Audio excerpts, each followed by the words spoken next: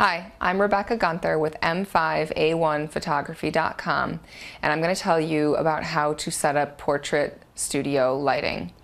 When it comes to portrait lighting in your studio, there's a really basic setup that's the easiest to start with, and then you can sort of deviate from that once you've got that down. What you're going to do for that is you're going to have your main light. Ideally, you'll have a soft box on your strobe for this, and you'll have that just to one side of your model.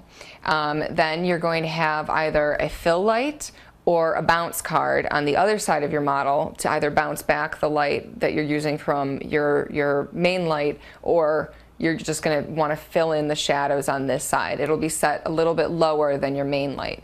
The third light that you're going to have is going to be a hair light, which will be behind your model and above to light up their hair to separate them from the background. That light, depending on your needs, if you have a fourth light, you can add a fourth light, or if you need to use the third light, you can do that and light the background so that the background is lit up if you want it to be, or if you don't want it to be, you don't have to use the light on the background. That way, as the white is behind me, will be lit up, and it will make my hair automatically stand out from the background.